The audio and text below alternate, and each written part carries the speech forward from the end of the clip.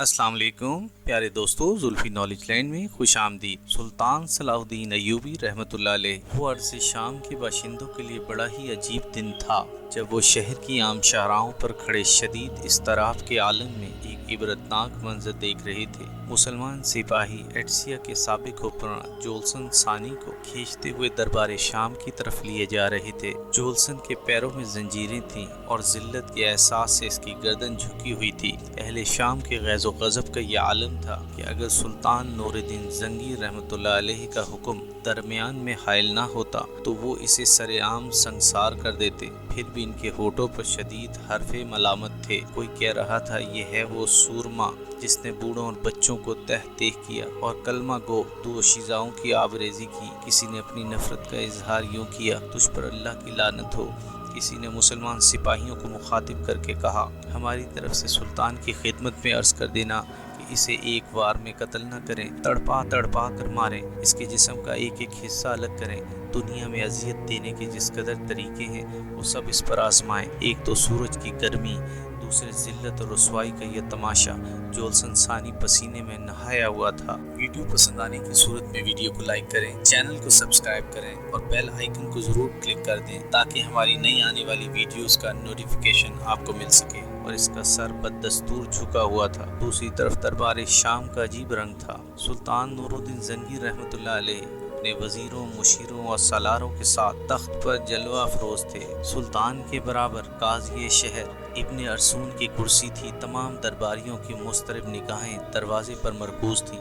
سب کو ایک شخص کا انتظار تھا اور وہ جولسن ثانی کے سوا کوئی دوسرا نہیں تھا۔ آخر کشمکش انتظار ختم ہوئی اور دربار شام بیڑیوں کے ہلکے ہلکے شور سے گونج اٹھا۔ یہ شور ان بیڑیوں کا تھا جو مفتوح عیسائی حکمراں جولسن ثانی کے پیروں میں پڑی ہوئی تھیں۔ تمام درباری اسی جابر و شفاق انسان کا انتظار کر رہے تھے۔ جولسن ثانی کو پابائے زنجیر دیکھ کر اہل دربار کے چہرے ناقابل بیان مسرت کے احساس سے چمک اٹھے۔ خود سلطان نور الدین زنگی رحمۃ اللہ علیہ خوشی کا یہ عالم تھا کہ وہ جوش اضطراب میں کھڑے ہو گئے اور سر دربار اللہ اکبر کا نعرہ بلند کیا۔ سلطان نور الدین زنگی رحمۃ اللہ علیہ کی تقلید میں دوسرے درباری بھی کھڑے ہو گئے۔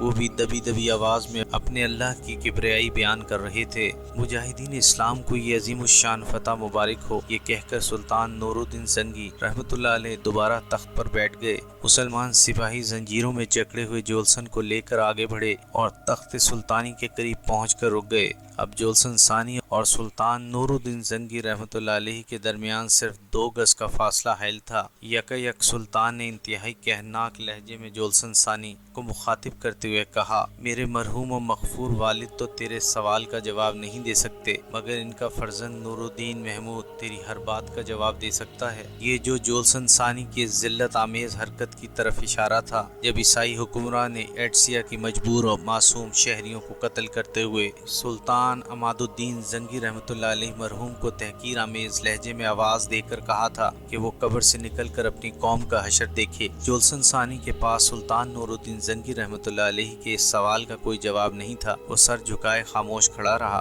سلطان نور الدین زنگی رحمۃ اللہ علیہ کی پرجلال آواز دوبارہ گونجی، اب تو مجھ سے کس سلوک کی توقع رکھتا ہے؟ جولسن ثانی نے بڑی عیاری کے ساتھ اپنا سر اٹھایا اور انتہائی آزادانہ لہجے میں بولا، یہ مسلمانوں کی روایت رہی ہے کہ وہ اپنے دشمن کو بھی معاف کر دیتے ہیں۔ مجھے یقین ہے کہ سلطان عالی مقام بھی اپنے ہم مذہبوں کی روایت کو برقرار رکھیں گے۔ جولسن ثانی کا طرز گفتگو دیکھ کر تمام اہل دربار حیرت زدہ رہ گئے۔ وہ فریب کار شخص بڑی عیاری کے ساتھ سلطان نور الدین زنگی رحمۃ اللہ علیہ کے ارد گرد ریاکارانہ الفاظ کا جال پھیلا رہا تھا۔ سلطان نور الدین زنگی اور عیسائیوں کی روایات کے بارے میں تیرا کیا خیال ہے؟ سلطان نور الدین زنگی رحمۃ اللہ علیہ نے جولسن کی درخواست کا جواب دینے کے بجائے الٹا اسی سے ایک عجیب سوال کر ڈالا۔ میں جانتا ہوں کہ عیسائیوں سے کچھ غلطیاں سرزد ہوئی ہیں، جولسن ثانی نے ایک انتہائی ہوشیار شاطر کی طرح نئی چال چلتے ہوئے کہا، مگر میں اپنی قوم کے اعمال کا ذمہ دار نہیں ہوں۔ سلطان نور الدین زنگی رحمۃ اللہ علیہ بڑے صبر و تحمل کے انسان تھے، مگر جولسن ثانی کی بات سن کر شعلے کی طرح بھڑک اٹھے، تیرا اپنا اعمال نامہ لوگوں سے کم سیاہ نہیں ہے۔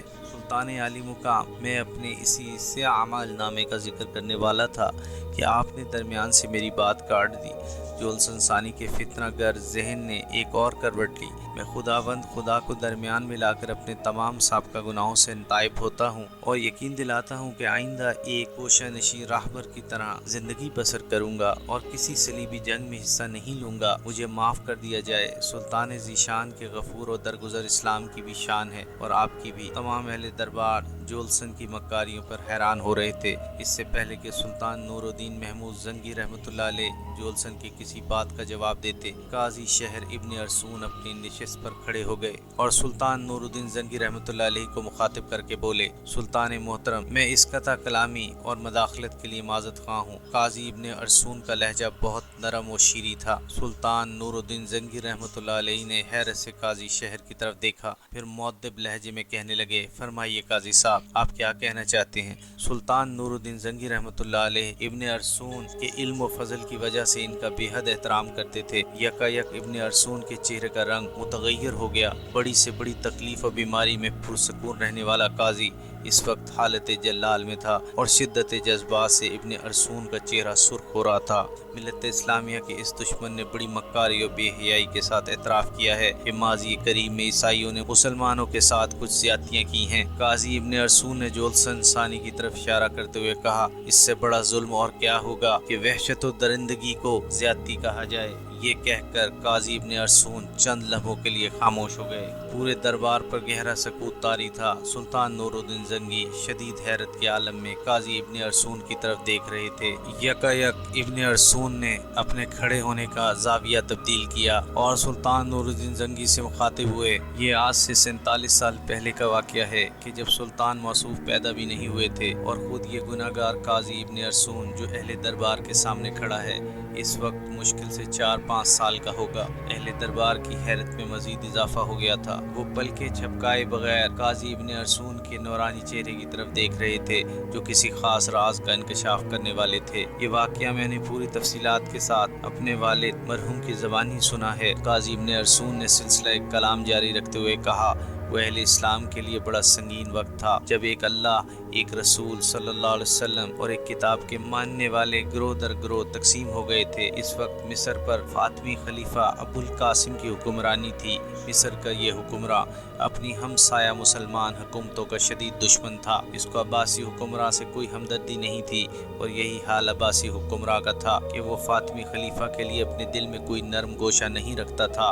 अपने हम मज़हबों से फातमी खलीफा के बुग़ज़ो अनाओं का ये आलम था कि वो आले सल्जूक का नाम सुनना भी गवारा नहीं करता था। ये कहते कहते शिद्दत कर्ब से काजी इब्न अरसून का सुर्ख चेहरा धुआं धुआं नजर आने लगा। मुसलमानों के इसी इंतशार इख्तलाफ से सलीबियों ने भरपूर फ़ायदा उठाया। काजी इब्न अरसून उदास लहजे में माजी करीब के मुसलमानों की तारीख बयान कर रहे थे। रजब 462 हिजरी में सलीबियों ने मुसलमानों के खिलाफ एक खौफनाक मंसूबा तरतीब दिया और 50,000 मुंतखब ईसाई सिपाहियों का लश्कर लेकर यरूशलेम की तरफ बढ़े। इस वक्त फातमी खलीफा अबुल कासिम की तरफ से इफ्तिखारुद्दौला यरूशलेम का हाकिम था। इसके जासूसों ने सलीबियों की अलगार की खबर दी। हाकिम यरूशलेम इफ्तिखारुद्दौला ने एक लम्हा ज़ाया किए बगैर अपने एक मोतबर कासिद को खत देकर फातमी खलीफा अबुल कासिम की तरफ रवाना किया। एक खुफिया इजलास में इफ्तिखारुद्दौला का खत पढ़ा गया। हाकिम यरूशलेम ने फातमी खलीफा को मुखातिब करते हुए साफ साफ तहरीर कर दिया था, अमीरुल मोमिनीन को मालूम होना चाहिए कि इस बार सलीबियों के इरादे बहुत ज्यादा खतरनाक नजर आ रहे हैं। इनके साथ कितनी फौज है किसका अंदाजा यरूशलेम के किले में बैठकर नहीं किया जा सकता। फिर भी मेरे जासूसों की इतला के मुताबिक ईसाई सिपाहियों की तादाद हमसे कहीं ज्यादा है। मैं अमीरुल मोमिनीन से दरख्वास्त करूंगा कि इस नाजुक सूरत हाल पर फौरी तवज्जो देते हुए यरूशलेम की हिफाजत के लिए मजीद फौज फराहम की जाए। अगर मेरी इस इल्तिजा पर बिला ताखीर अमल न किया गया तो फिर अल्लाह ही जानता है कि यरूशलेम में बसने वाले मुसलमानों पर क़यामत किस अंदाज में नाजिल हो। हाकिम यरूशलेम इफ्तिखारुद्दौला ने इंतहाई मौसर लहजे में सूरत हाल की संगीनी का नक्शा खींचा था, मगर इसकी ये तदबीर कारगर साबित न हो सकी। फातमी खलीफा अबुल कासिम ने अपने मीर मंशी से इफ्तिखारुद्दौला के खत का जवाब पाया, तुम अच्छी तरह जानते हो कि करबो जवार में मेरे कई दुश्मन मौजूद हैं जिनकी हर मुदर्रिसाना नजरें हर वक्त मिस्र की हुकूमत पर जमी रहती हैं कि कब इन्हें मौका मिले और वो मेरे इक़्तिदार का खात्मा कर दें। खलीफा बगदाद भी दिन रात इसी किस्म की साजिशों में मसरूफ रहता है। इस सूरत हाल के पेश नज़र मैं तुम्हारी मदद के लिए एक सिपाही भी भेज नहीं सकता। अगर यरूशलेम हाथ से जाता है तो इसे जाने दो, इसके मुकाबले में खिलाफत मिस्र का दिफा कहीं ज्यादा अहमियत रखता है। फातिमी खलीफा का जवाब पढ़कर हाकिम यरूशलेम इफ्तिखारुद्दौला कुछ देर के लिए सकते में आ गया। इसे यकीन ही नहीं आ रहा था कि अबुल कासिम का मकतूब है, लेकिन मोहर खिलाफत देखकर इफ्तिखारुद्दौला को यकीन कर लेना पड़ा। फिर इसके चेहरे पर शदीद अजियत और कर्ब का रंग उभरा और वो खुद कलामी के अंदाज में कहने लगा, अमीरुल मोमिनीन ये क्यों नहीं कहते कि मिल्लत इस्लामिया की सरबुलंदी के बजाय आपको अपना इक़्तिदार अजीज है, मगर याद रखें कि यरूशलेम चला गया तो फिर कुछ भी बाकी नहीं बचेगा। फिर वही हुआ। 50,000 सिपाहियों पर मुश्तमिल सलीबी लश्कर यरूशलेम की दीवार के नीचे आकर जमा होने लगा। सलीबियों को इस बात पर बड़ी हैरत थी कि वो किसी मज़ाहमत के बगैर शहर की फसील तक पहुंच गए थे। इफ्तिखारुद्दौला शहर से बाहर निकलकर ईसाइयों की पेशकदमी को रोक सकता था, मगर बदकिस्मती से इसके पास सिर्फ 1,000 सिपाही थे। जंगी असूलों के मुताबिक दोनों फौजों में कोई तनासुब और तवाज़ुन ही नहीं था। इसलिए इफ्तिखारुद्दौला ने दिफाई हिकमत अमली इख्तियार की। ये कहकर काजी इब्न अरसून कुछ देर के लिए खामोश हो गए। हाज़रीन का गहरा सकूत देखकर दरबार शाम पर किसी कब्रिस्तान का गुमान होता था। सुल्तान नूरुद्दीन जंगी रहमतुल्लाह अलैह भी तस्वीर हैरत बने हुए थे। काजी इब्न अरसून की गुफ्तगू सुन रहे थे। मुख्तसर सकूत के बाद काजी इब्न अरसून दोबारा सुल्तान नूरुद्दीन जंगी से मुखातिब हुए। सुल्तान मोहतरम,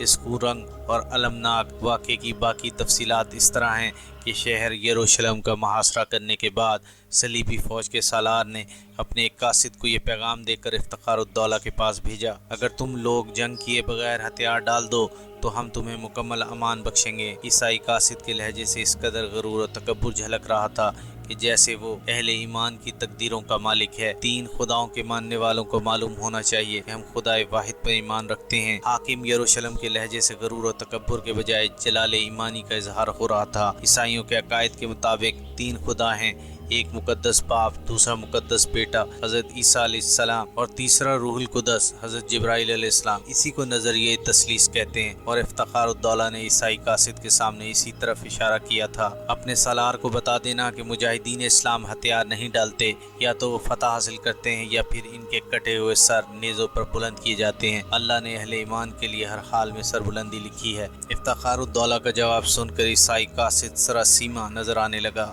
फिर जब वो वापस जा रहा था तो यरूशलेम में रहने वाले एक ईसाई ने इसे अपनी ज़बान में ये राज बता दिया कि मुसलमान फौजियों की तादाद बहुत कम है। ईसाई कासिद ने इफ्तिखारुद्दौला के जवाब के साथ साथ अपने सालार को ये खुफिया इत्तला भी फराहम कर दी कि हाकिम यरूशलेम की दिफाई कुव्वत न होने के बराबर है। दूसरे दिन ईसाई सालार ने अपने सिपाहियों को जमा करके मुख्तसर खिताब किया, मैं तुम्हें सिर्फ 3 दिन की मोहलत देता हूँ। इस अरसे में शहर की तमाम दीवारें गिरा दो और फातिहाना शान के साथ अंदर दाखिल हो जाओ। ईसाई सिपाही कसरत तादाद के नशे से सरशार थे, इसलिए इन्हें पूरा यकीन था कि वो मुख्तसर से अरसे में मुसलमानों के इंतहाई कलील लश्कर को शिकस्त देकर यरूशलेम के पूरे शहर पर काबिज हो जाएंगे। मगर ईसाई सिपाहियों की खुशफहमी उस वक्त दूर हो गई जब सैकड़ों सलीबियों की भीड़ चढ़ाने के बावजूद चंद गज का इलाका भी फतह न कर सके। एपिसोड 7 इख्तिताम पजीर हुई।